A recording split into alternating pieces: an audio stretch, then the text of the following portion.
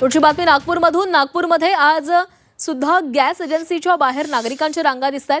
सकाळीपासून cylinder मिळवण्यासाठी नागरिक रांगेमध्ये उभे आहेत। या एजन्सीमध्ये गेल्या आठवडाभर नागरिकांच्या रांगा लागलेल्या आहेत।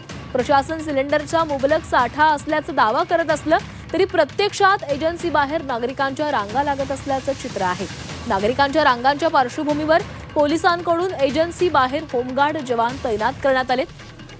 याचाच आढावा घेतलाय आमचे नागपूरचे प्रतिनिधी सुमित ठाकरे यांनी।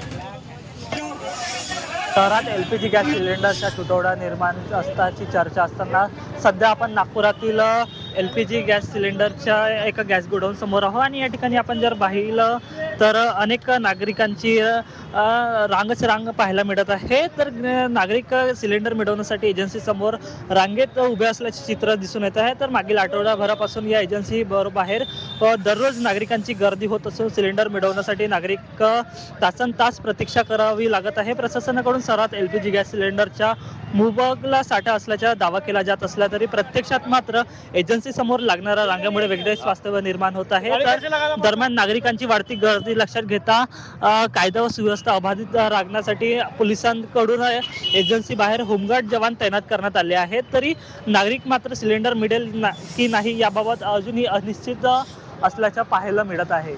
सुमित ठाकरे, जी 24 तास, नागपूर।